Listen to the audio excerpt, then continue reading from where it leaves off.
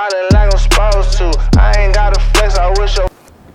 Hey everybody, welcome to Unheard Sessions. I am Indigo, and today I have the legendary Dean Brown. How are you doing today? I'm doing great. It's so glad to be here. I'm so excited you're here. So today, something that I've always wanted to incorporate here on Unheard Sessions, we have what we call our Unheard Spotlight. So any artist that's able to play a live snippet, they'll be able to come onto the show and just play something for us. So would you like to play something? Man, absolutely. Just to kick it off. So this is Jamaica.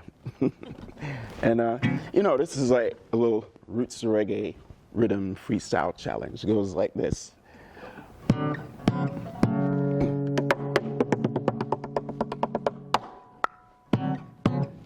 Yeah, turn double scratch. Oh yeah.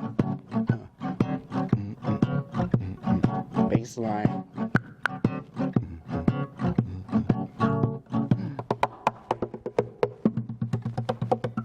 Hey, if I played you some music in a place where music don't grow, will you be happy?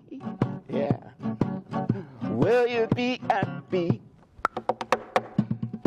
But that doesn't matter now. That doesn't matter now. Warm it up. We're only here to liven up your party, liven up your show. So dance in the way you can. Dance in the way you can. Dance any way you can dance. Dance any way.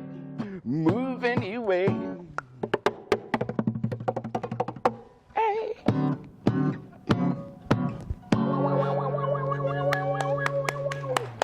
Oh, something like that. I haven't sung nothing today. My voice is just waking up. Oh my God, just gonna put me out there like that. That is crazy. No, tell us about Dean Brown. Who are you? So, I'm just a country boy. Born in New York State to a family from Georgia. Basically, my parents met in Miami, moved there, and moved to Georgia when I was 11. And it's a musical household. We had everything planned from soul music, gospel. I remember hearing Mahalia Jackson. Y'all know about her, right? 3 years old. I was trying to reach the upper room at 3 years old. I didn't know what it was, but I was trying to reach it. Yeah. And Soul Train was our exposure to what was happening in popular black culture. So that became almost like family tradition. Every Saturday, we're watching Don Cornelius, and we'd see these guys. Yeah. We'd see the Barcades, we'd see the Gap Band, we saw Earth, Wind and Fire, we saw Mandrill, we saw the Jacksons. And within that stream of music, I was introduced to reggae music. Age 13, I saw a band called Third World. I didn't know who Bob Marley was. Yeah. Third World came on, and that was a life-changing moment. Somehow it connected with something in my DNA. I was actually excited at 13 years old to learn that there was a parallel African diaspora besides Black Americans. That's just how my mind worked. So that started a journey. I wanted to know everything about it. I understood the music immediately, like authentically. I can't explain it. And just growing up, being exposed to all types of music, hip hop, the British invasion, and eventually started writing songs. It's a long story about that. I attended a historically black college, Fort Valley State. Okay. And being in that environment, as the philosophy professors would say, whatever you are, you're going to become it by your second year. So by my second year, I was using boom boxes in my dorm room to multi-track. Figured out I could lay a track here, record it there, and stack myself to like 3 or 4 parts. And I was hooked. I said, man, this is fun. I never thought I'd do it professionally. And that's the rest is history, pretty much. Wow. And how long have you been doing this? My first release was 1995, an album called Spiritual Corn. Came out through mail order. We didn't have YouTube. Right. We didn't have digital. We were still working with analog technology, and you know, it was a way to get the music, because I had recorded for about maybe 5 or 6 years, maybe a little bit longer. This was actually the 7th album. So when the quality reached a certain point, I became confident. I wanted other people to hear what was happening on these tapes and oxide, and then we transitioned to CDs. Professionally, since 2004, I started gigging, and at the time I was also working in live television here in the Mac town. Okay. Started at 24 out of Fort Valley, and I did 10 years with them and 10 years with Channel 13. I do want to ask you, how was the transition for you from, you know, having the CDs and the vinyls to now we're in the digital era with streaming? How did you adjust to that? For us, most of the indie artists, it was the money to get stuff. You know, I was trying to buy the best analog, and then when I finally accomplished it, here comes a thing called mini disc, and then the CD recorders became available. So we jumped on it, and to experience a jump in quality was really exciting. As soon as we mastered that, I go to a music store, and they're trying to sell us the non-linear editing laptops. We recording a laptop seemed weird at the time. I think Neo, the Neo Soul artist, was the first artist to record on a laptop and release a commercially successful album. So it was an evolution, but I would describe my process as digitalog, because you can't get that sound from digital that you got with the analog. There's a fatness, and I'm still trying to figure out how to get, you know, when you record on a 4-track, it takes up the whole sound stage. When you do that on digital, you got to do stuff to it to get it to hit, you know, a certain way. And I guess I'm saying that just to say I'm learning the craft. It's exciting to me to learn the craft of producing records from the organic perspective as well as the new technology. So it's like fusing, you know, the new with the old to come up with a sound that nobody, you know, has. I think for me, the most fondest memory that I have, so when I was growing up, my dad owned a music store. Oh, wow. Albany, yeah. So when, I mean, it was so many A record store? Yes, it was so many people in there. Whenever, you know, artists would drop and they would come in, you know, just running around trying to get these CDs, and it's like those were such days. an era, which is why, you know, I display, you know, the vinyls and stuff, just to remind people, you know, of where we once were with music. I mean, it's just something, like you say, it's just so organic, and I just watching the customers come in, and you know, it was just a different feeling. Going back to your question, what was it like? What I miss from those days is when you open, sometimes there's a poster or there's artwork that is actually telling the story before you even drop the needle. You get a whole concept, you get a whole visual experience. So it was a movement of art and music. Hip hop started, you had to have the graffiti. You know, the graffiti was part of the culture. And with reggae, they were putting symbolism, the red, gold, and green. I was seeing it, I'm like, why do they always have red, gold, and green on the album covers? You look at Bob Marley's Uprising, you see a sun, you see the letters, and you see the earth, red, gold, and green, you know. But come to learn, those were the Pan-African colors. Started with Marcus Garvey, adopted by the Rastafarians to communicate certain ideas without speaking. So when you go in a record store and you see that little stack of colors, you almost know instantly, oh, this is the reggae section. But yeah, it was, for me now, it's finding a way to incorporate art and visual, because I was actually a visual art student before I did music, and to keep that as part of the experience. And so now we got YouTube, and we can do reels, and we can do animation, and so it's kind of like it's coming full circle, but on a different, you know, like level. Yeah. You say you were into visual arts before music? Yeah, I ran track, and you ran track. See, you look like you do something. She looked like she could. We need to have a foot race. Okay. Like outside the Douglas Theater. But I ran the 400, 100. I was a sprinter. I did not train properly. Okay. I was just a natural sprinter. So my coach was always yelling at me, Dean, you got to train.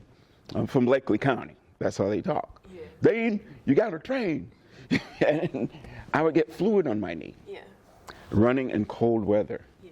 Not warming up properly. And I just said, you know, I don't want to run track and get permanent injury. So I went to my art. I always drew stuff. So it was just kind of a natural thing. I fell into art class.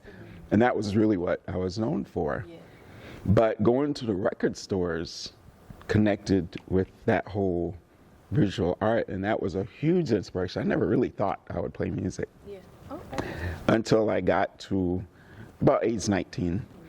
And I produced the first record, which was called Country Boy Revolution. And it was literally about the transformation of this little country boy from Cochran, Georgia, into a reggae artist. Because I was doing these tracks that sounded like seasoned reggae musicians when you listen to this stuff. And I was blown away. I started binge listening to myself, and I said, this is fun, you know. But when that started, the visual art kind of faded into the background. But the visual art interest is what got me into television, because I was interested in doing graphics, moving graphics. We used to watch MTV and something called Night Tracks. It wasn't as popular as MTV, but you know, they would come in with these moving graffiti. And I said, that's me right there. I'm all about that. I want to be that guy. And so when the professor said, well, what do you want to do? And I described this to him, and they heard the word TV. He said, oh, mass communications. Boom, there I was. Taking the classes, going, and I actually got an intern as a freshman at Fort Valley State, and I started at 24. The music kept growing. So that's the thing about music, is you can do music forever. You know, it starts from nothing, and yeah. I do want to ask you, when you said that you were looking at like Soul Train and stuff, so at that moment, did you know that you wanted to be an artist? Because you said that it wasn't until you were like 19 that you realized, but what feeling did you get while you were watching? The music. Yeah. The music. I always listen to music, any music that's playing. Two things it's like I could be in a car. You know, we go out shopping. That music comes on. It could be whoever, the Beach Boys. It could be Gap Band. I'm listening, but not so much to lyrics, just to that arrangement. I was always humming, and so when I heard that music, I said, you know, I didn't know it was called reggae. You know, I heard African sounds, but then I heard something very contemporary coming through it, and I said, what is this? I saw dreadlocks, first time. You know, and the percussion, the way the organ bubbled, the way the guitar chopped, and I said, this is okay. I just wanted to figure it out. It was an adventure just to figure out what makes this music do what it does. And over time, hearing pop groups do it, like The Police, they incorporated reggae music, Culture Club, all these popular bands, Duran Duran, most of the music out of the UK. Are reggae bands, but to break into the US market, they would do pop music. But the drummer still knows how to play reggae, so he might do a drum fill a certain way.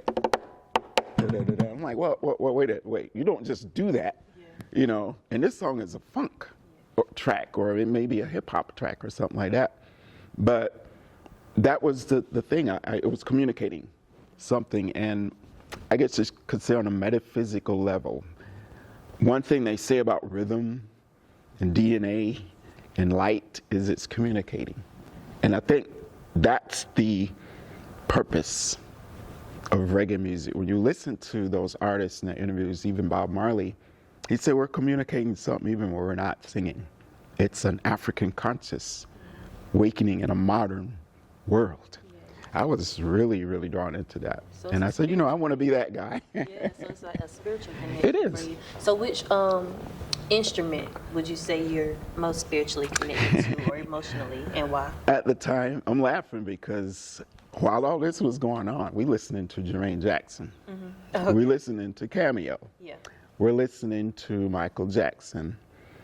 Diana Ross came out with a song called It's My House. You know, let me see if I can.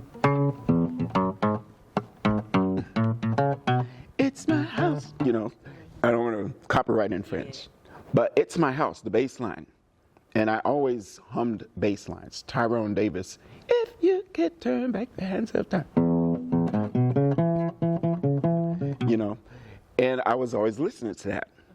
So bass became my thing because it was one note at a time. Yeah. It was in the pocket of the beat. I could learn that, you know. I didn't think I'd ever do chords, but I had a stalk of sugarcane one day. We used to go to Hawkinsville. That was the beauty of moving to Georgia. Yeah. Is we grew everything. Yeah.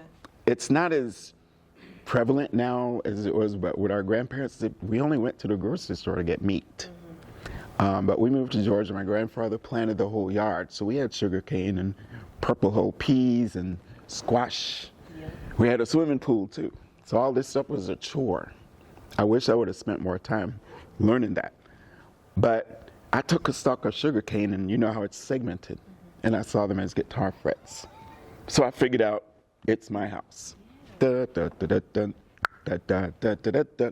So my dad walks in one day, and I just noticed he stopped for a good few seconds and looked at me. Next thing I know, he takes me to a guitar store in Dublin, Georgia, to get a guitar. Yeah.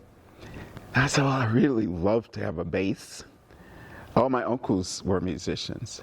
My great uncles were actually bluegrass players, so I was around strings already. But when he saw me playing that, he got a guitar. I buy Journey to Addis by Third World. And I figured out the bass lines on an acoustic.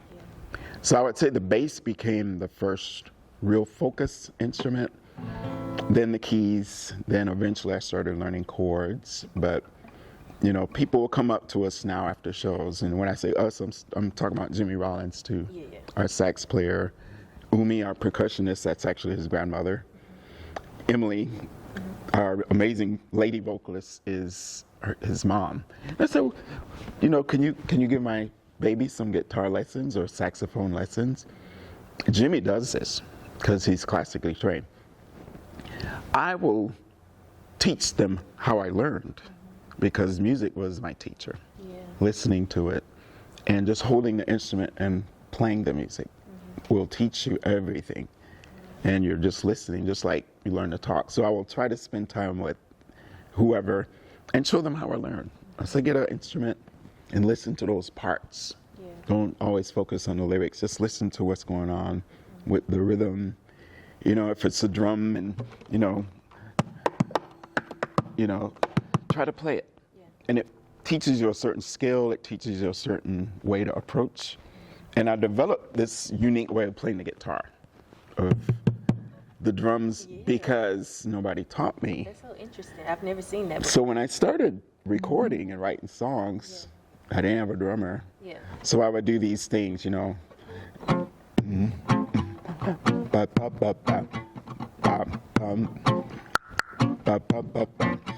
Country boy, revolution.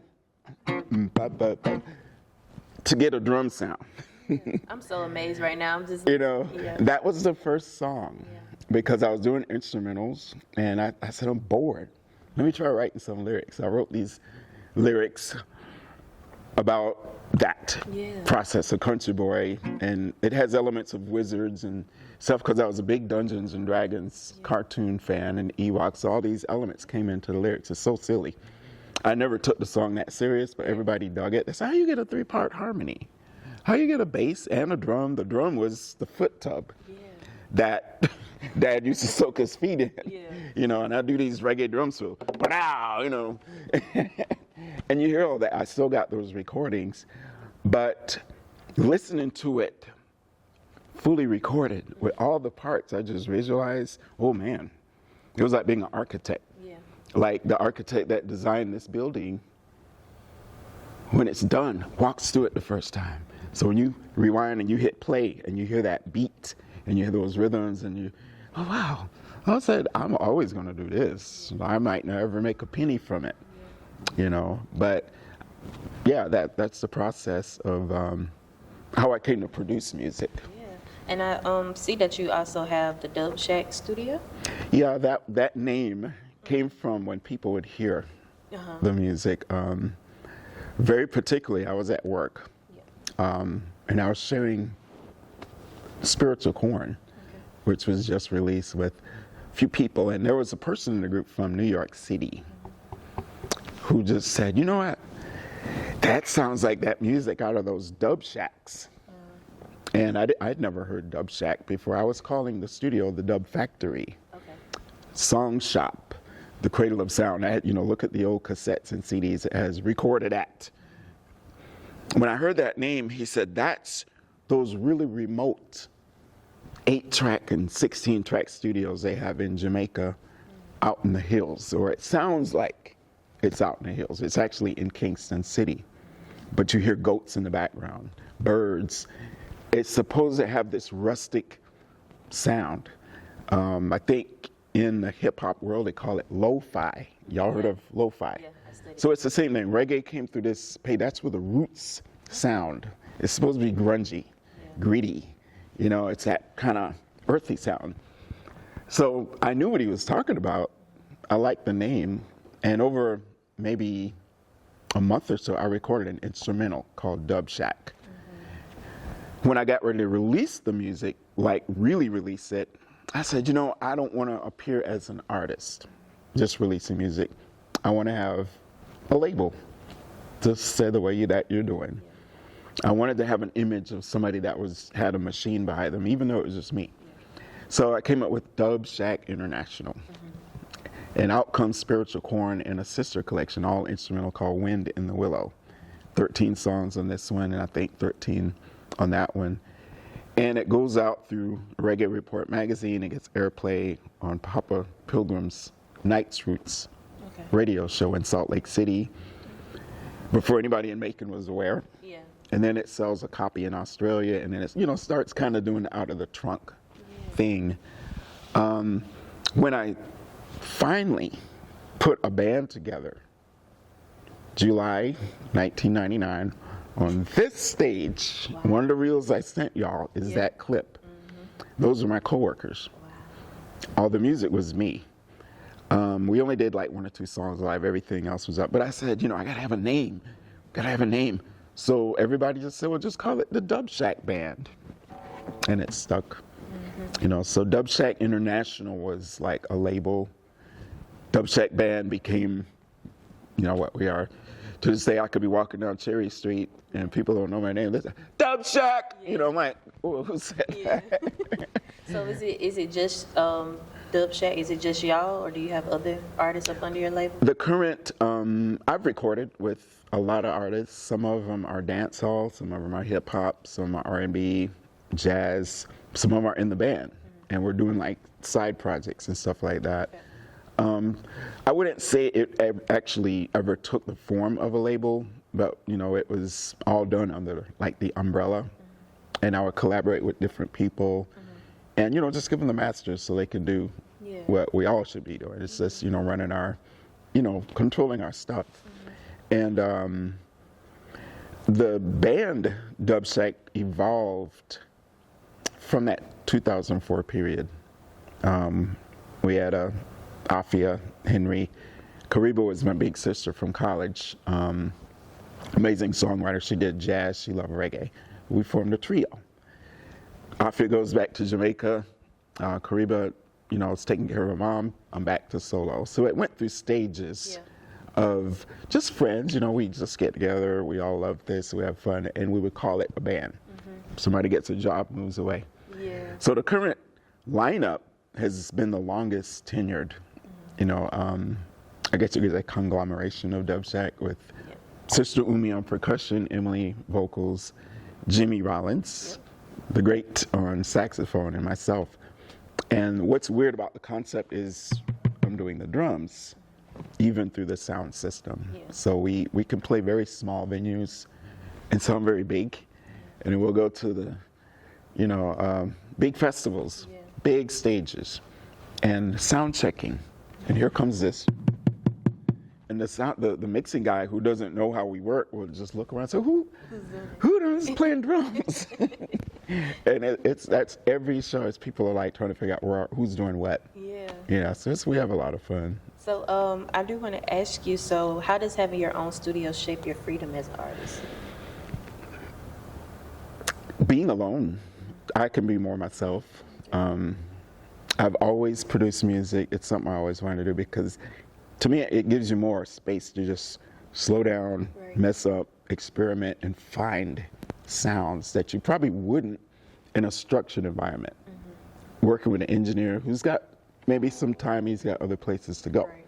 So having it on your own, you can wake up in the middle of the night and just start cooking.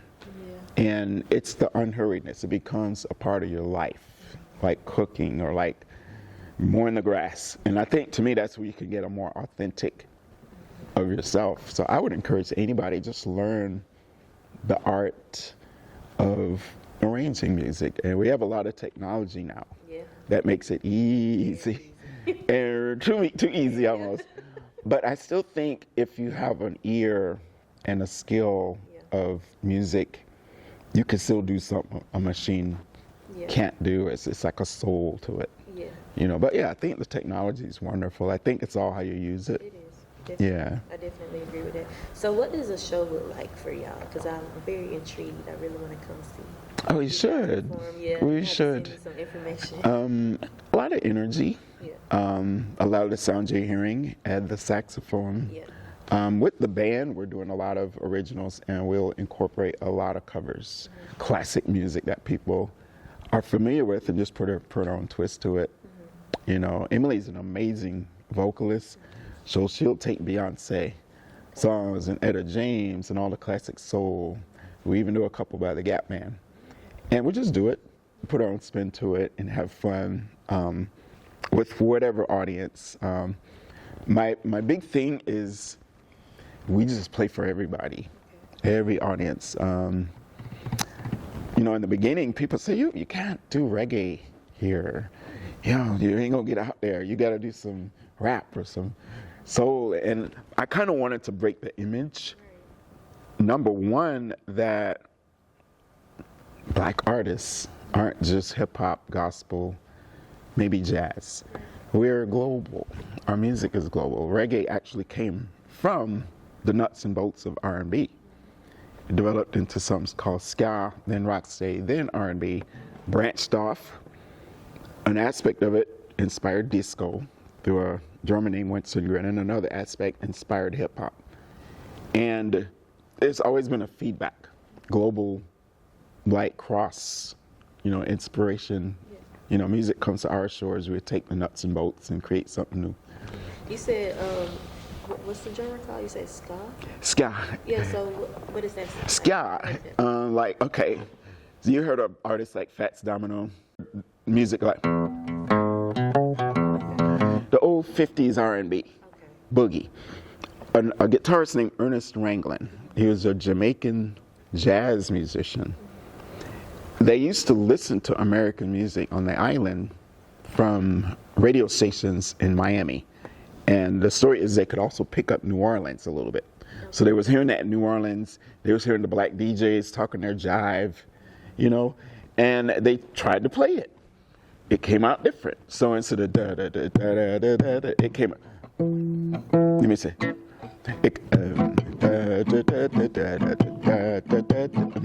Ska is referring to that guitar riff. Ska, ska, ska, ska, cha, cha, cha. So you've heard it. You've probably heard it, but it's really fast. And this is like early 60s. Sounds a little like R&B, sounds a little like Motown.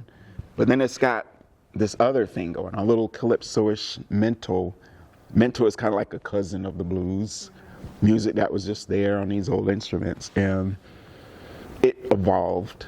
You know, the ska slowed down to something called rocksteady. You've heard that song, Tide is High? Yes. That's actually an old rocksteady song done by a group called the Paragons. They're a harmony group. They're very inspired by the Drifters and Curtis Mayfield. When you listen to that rocksteady from Jamaica, you're hearing Motown from their perspective, putting their own spin to it. And the tempo was more like a mid-tempo.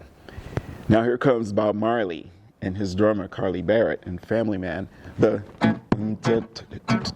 starts to slow down. Yeah. They push the bass way out front and they start adding those African rhythms, and it becomes more, as we say, dreadful. And the vocals more chant and hip lot, and that was when a lot of those spiritual and cultural messages, they call it reggae. Reggae meant on 3 levels: ragged, work clothes, music of the working people, the ghetto people. On the other level, it meant regal, as in kings, black African kings, and raising a consciousness. So it's like a 3-in-1 music, you know, as they would say. And Bob Marley gave that definition of reggae, to say regal, but at the same time you're talking about the people's music. The same way as hip hop comes out of what we call the ghetto to represent most people, what we feel and what we think and what we're struggling against. And there was a resistance against that music on the island because the radio stations played mostly Beatles and Beach Boys from America. And they suppressed the local music, and they couldn't get their place. So what they started to do was the sound systems. I don't know if you've heard of sound system culture. Speakers have the height of this stage. They just built their own speakers, and they said, well, we're going to just bring our music out to the people ourselves. So the sound system guys like Cox and Dodd ended up starting a record label. There's others. Duke Reed, I think, is another name. And so you can hear these things 5 miles away. They're loud. The bass is big and shakes the earth. And that became the radio station. People come out and dance, block parties. That's where that story of Kool Herc comes from. Kool Herc goes into Bronx, bringing the Jamaican sound system. They might be painted red, gold, and green. And he's bringing that music. Dancehall started in the early 70s. In New York, it became a whole thing. And then you get that evolution with Curtis Blow and Grandmaster Flash. The technology was there, and hip hop was built on that. So that was how you get the big bass sound in hip hop music, because that was coming from those Jamaican sound systems.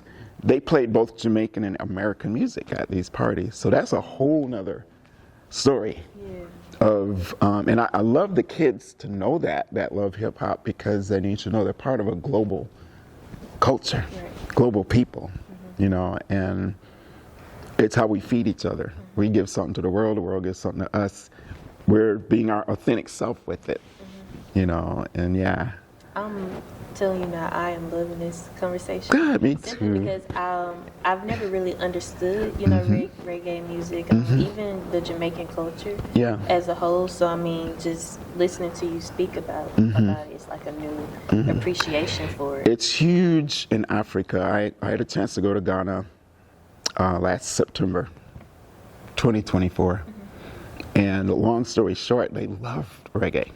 Love reggae. There's huge African reggae artists like Lucky Dube out of South Africa, Alpha Blondy out of Ivory Coast.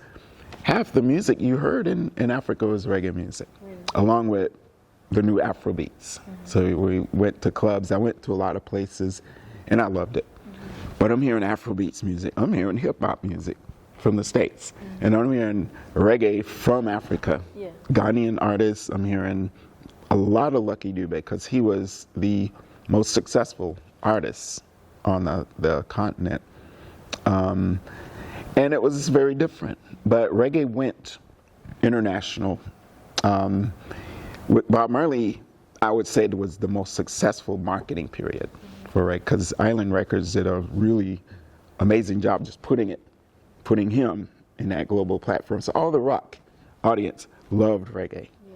And that was a whole movement that happened before the era of, like, say, Shabba Ranks. Most people think of Shabba. For a time, I would walk down the street and I hear, Shabba! You know, like, who said that? You know? And that's the best era for dancehall, I feel like, the early 90s. Because the record companies was actually promoting dancehall and hip-hop together, because they're like cousins. But so much could be talked about as far as just that, and you know, the music went into Europe and formed what we call dubstep, you know, and which comes from dub music. And we're hearing the word dub a lot. Dub is a subgenre of reggae music, where people like King Tubby, these are sound engineers, record producers, and Lee Scratch would take a hit single, remix it. So you hear the vocal, and then it would drop out. And the drums and bass would keep going, you know, and the vocal would echo off and go from your left speaker to your right speaker to your left speaker. Weird stuff.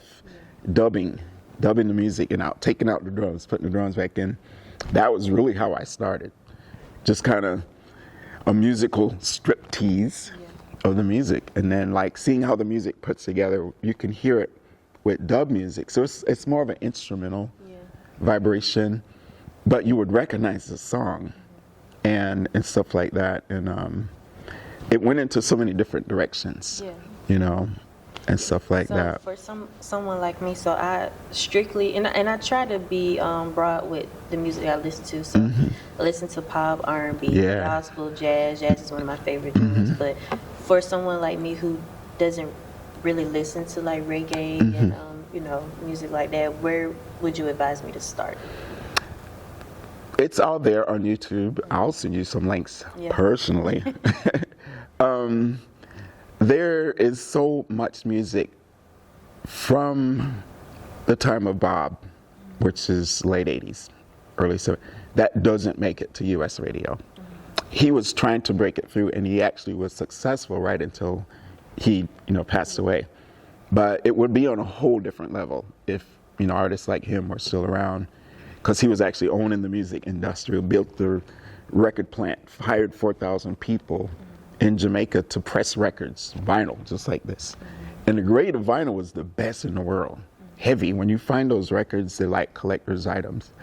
And that was his goal. I would start with just YouTube. People like one of the big artists now, besides Dean Brown and Dubshack, Chronix. He's like 20, I want to say 26, 28, maybe a little older. Just came out with a double album called Exile. Everybody's on it because he was like a huge new artist and then he went away. Everybody's like, what happened to Chronix? So where is he? He was away recording. And he just released this. Ja9, she's another one of the new artists. There's Etana, E-T-A-N-A. A lot of you. She has a song called I Rise. And I'm like, this needs to be on radio. You know, she has like an R&B flavor to her vocals, but the mechanism isn't there. And I say this a little bit critically with black radio. I think black radio is somewhat controlled, like BET. So there's a niche of only how much music is going to get in on the playlist from the Caribbean or from Africa. So it's even as popular as Afrobeats is. You might hear one or two songs. I feel like it should be a pipeline, you know, with artists like Yemi Alade, even Burna Boy, Mr. Easy. The way we had British invasion in the 80s. Y'all heard that term? Yep. British invasion. They took all the music from Britain. Duran Duran, General Public, Madness, the Specials. It all came in strong, strong, strong. We don't really get that with black music from other diasporas to come to the black radio stations, you know, and so that's why you don't really hear reggae. But there's so much music. Third World had this issue. They were like one of the biggest bands in reggae, Peter Tosh, and you get a little and then stop, you know. It's structured in that way, and I think it keeps us separate in a way, because I think it would be good if the kids could hear soca along with the hip hop and reggae and dancehall and Afrobeats all in one space. Because when you go to Africa, everybody's getting hit by all of this music at the same time. I do want to ask you, why do you feel like it's not pushed as much on the radio? Is it a message thing? Like I said, I don't really. Partially. Bob Marley was definitely a revolutionary artist, but he had the pop side too. You know, he was able to balance albums like Kaya. It's not but love songs and songs about smoking weed, You know, he branded that. Everybody's branded from Peter Tosh from that era. People think of reggae, they think weed smoking. Not everybody smokes weed. But in Rastafarian culture, yes, it's a ceremony of meditation. And so artists like him was bringing that along with the Pan-African messages. Well, I think there's forces that didn't want that too much, considering he wrote a song called Zimbabwe that actually inspired the freedom fighters in Zimbabwe to take their government back from England. You know, so we're not going to call it Rhodesia no more. We're going to name our country Zimbabwe, our ancient name. That's powerful. Bob went and did that concert with his own money. Flew a stage from Europe, $250,000 with a film crew. That was inspiring. His son Ziggy talks about that show and says that was his proudest moment, being with his dad and seeing him just take his own money. And so we're going to give a show to these people as good as Madison Square Garden.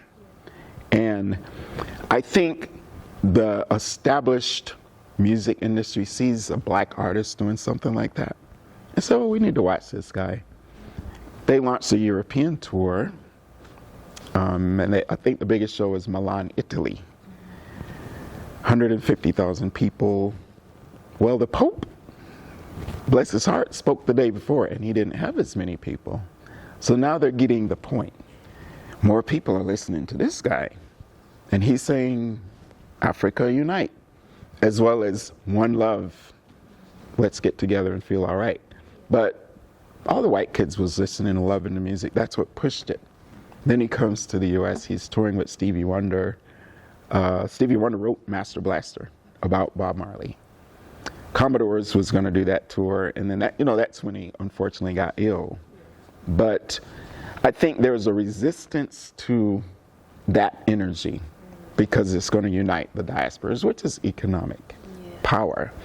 Yeah, that's reggae music, and that's going back to the Garvey, that whole movement with Marcus Garvey. But now you hear reggae, but it's going to be watered down.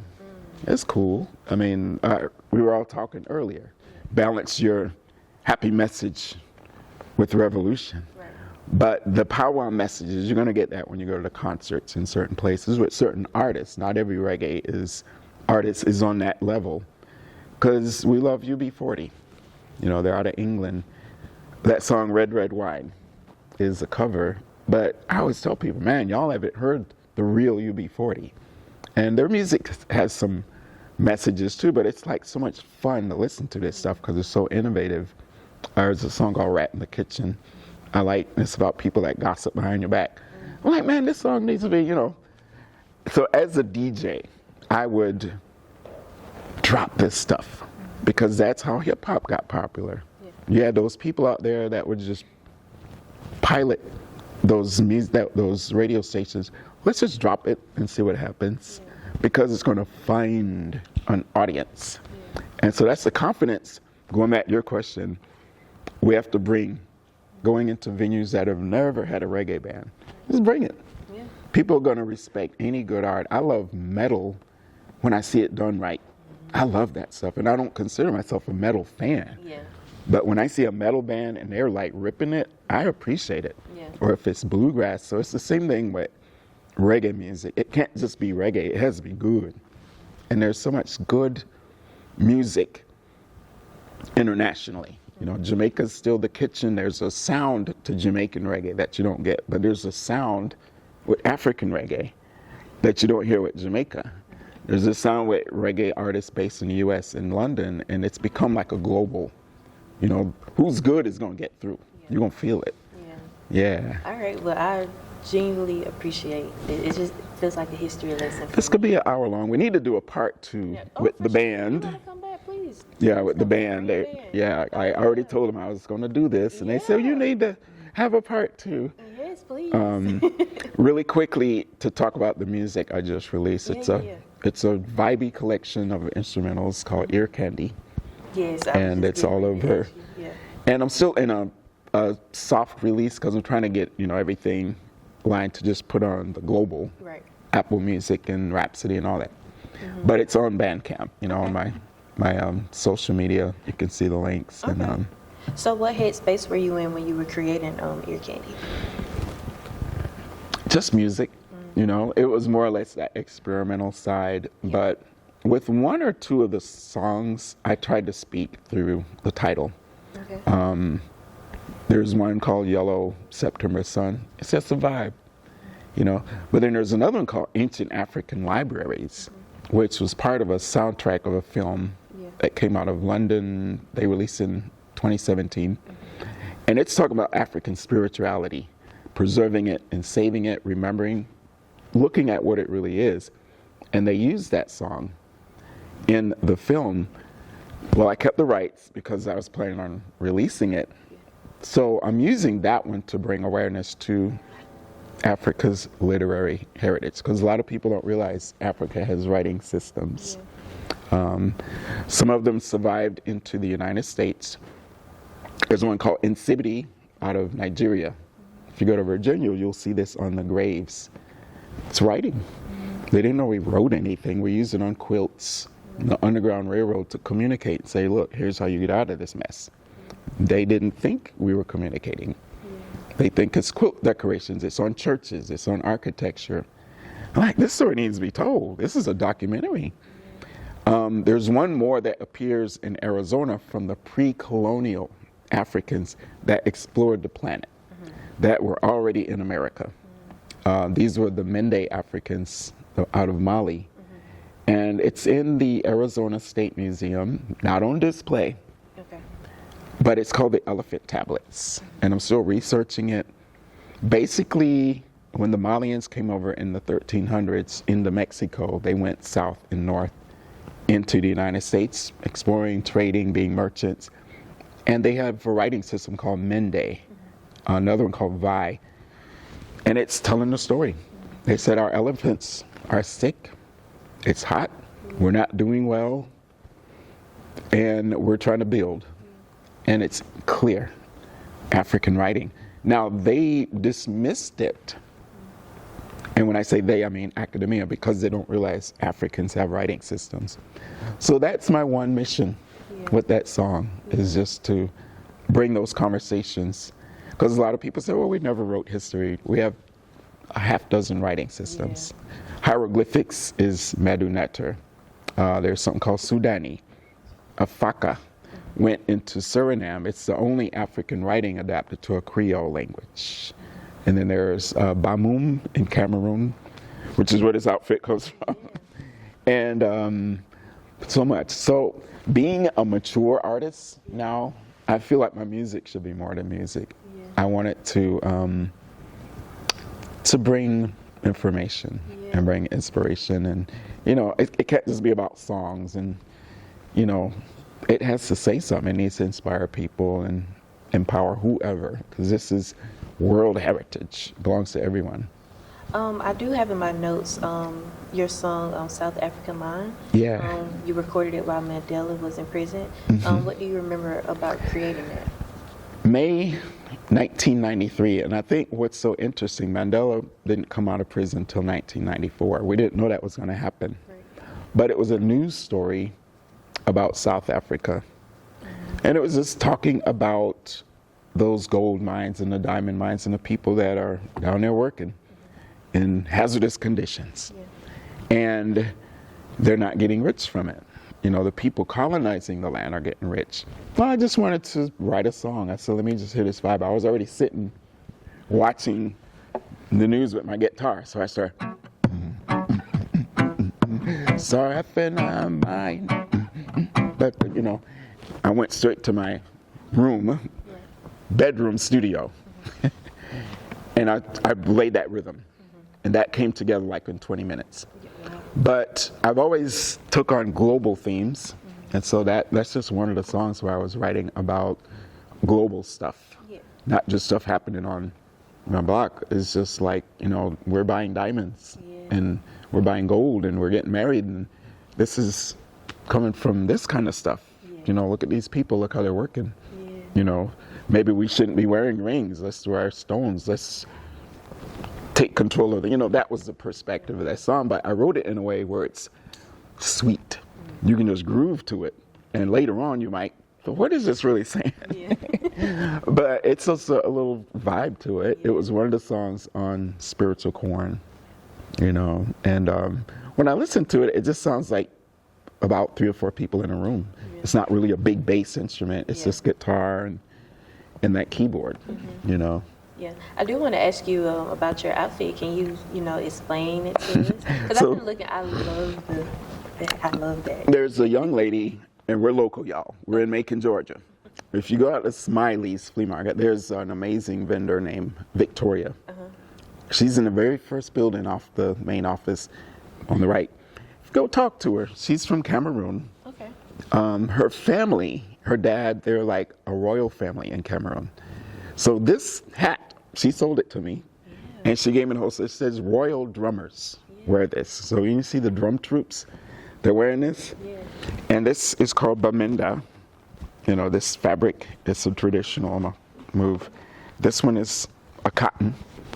And so I wanted to wear it in solidarity with what the Cameroon young people are going through right now. They're fighting for their country right now, 2025. Those that know that's watching the news. But I liked it, and so when she said, look, I'll give you all of this for $50, I said, I'm buying that. But I like to wear it sometimes when I go to schools and I talk to young people.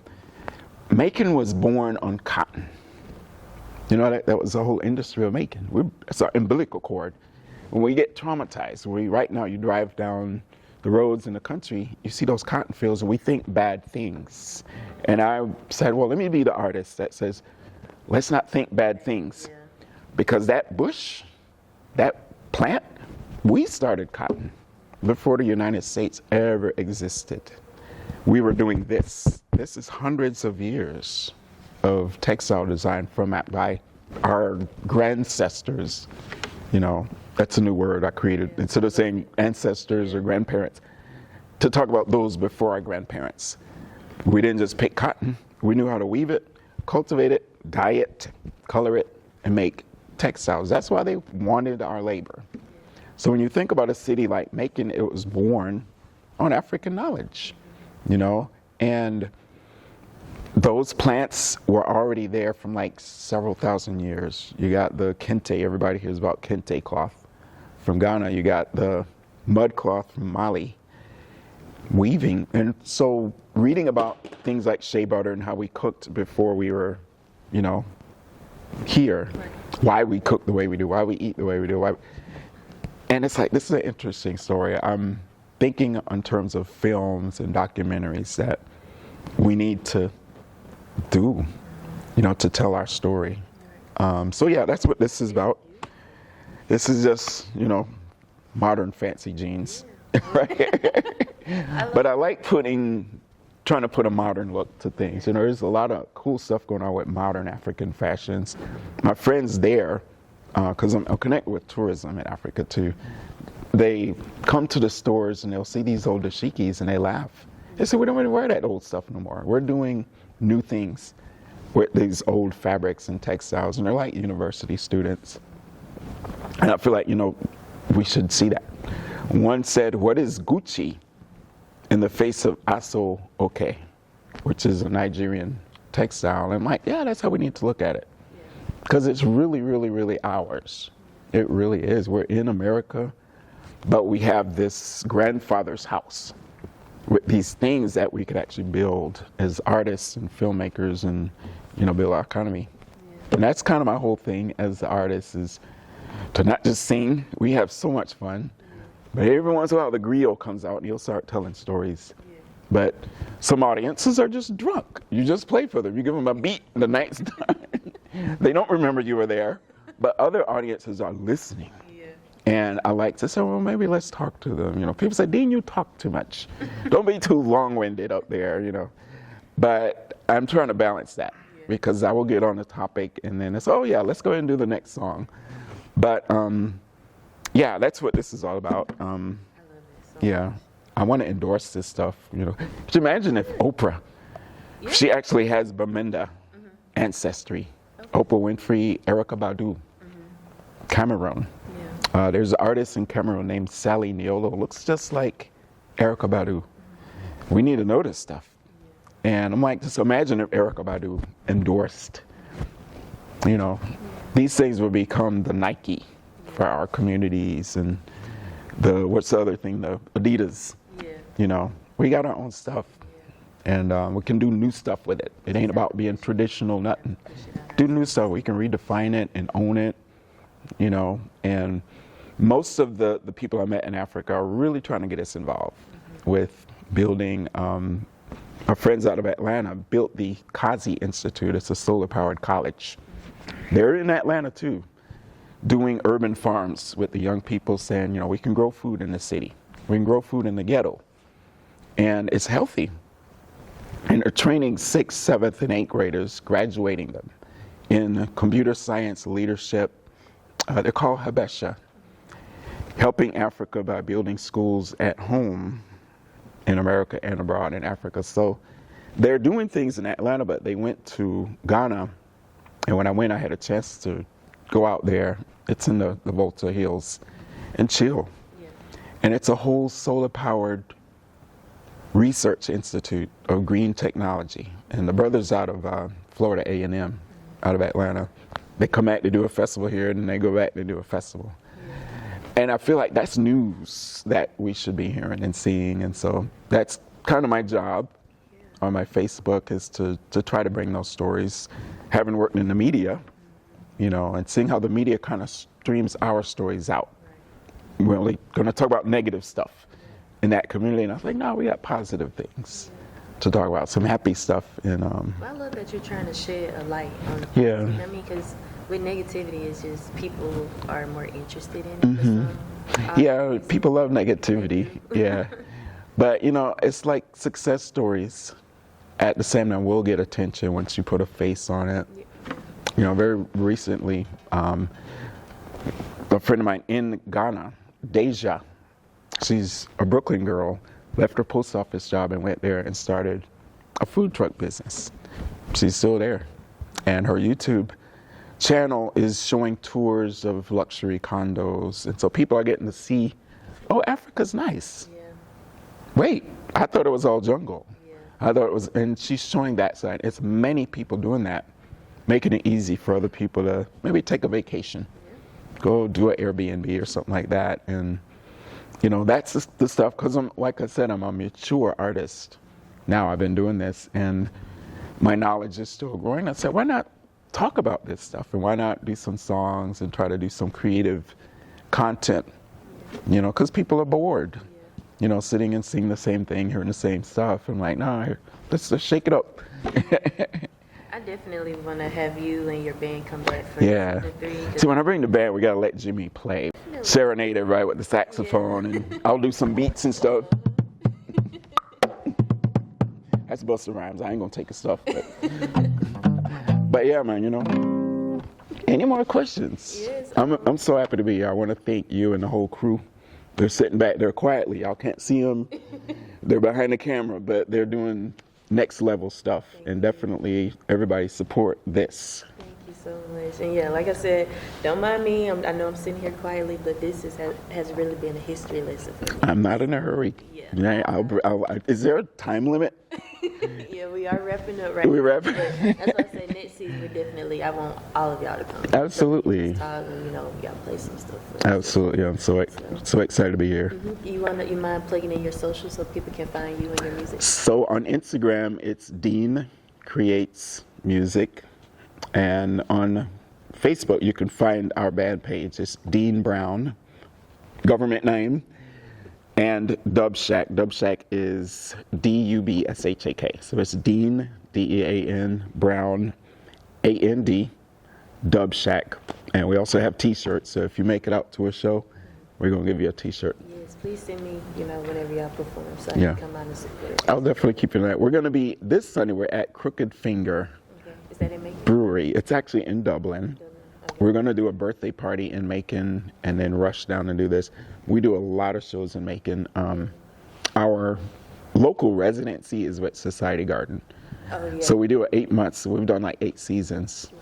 What they call Reggae Sunday. Yeah. As soon as it warms up in March, Cherry Blossom, boom, we're there like every Sunday from like 4 to 7. And we'll just play. We'll get these big crowds and vibe it up to about 8 o'clock.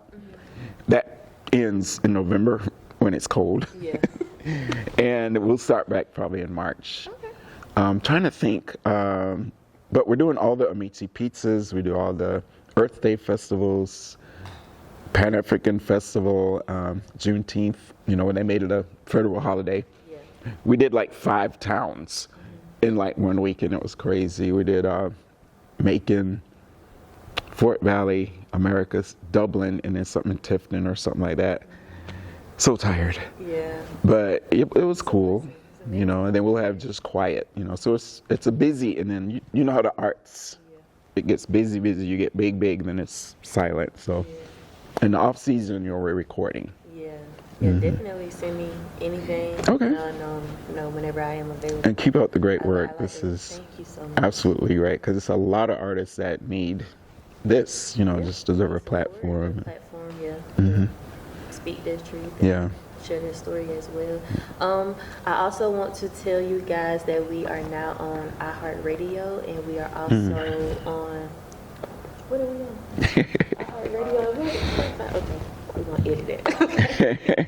I also want to share with you guys that we are now on iHeartRadio and Spotify. So I do have a couple of people who, you know, wanted to listen to the podcast while they're driving or while they're exercising. So if you can't actually sit down and look at the full video on YouTube, you'll be able to stream it on iHeartRadio and on Spotify, and that's just Unheard Sessions. If you want to follow us on Instagram, that is Unheard Sessions.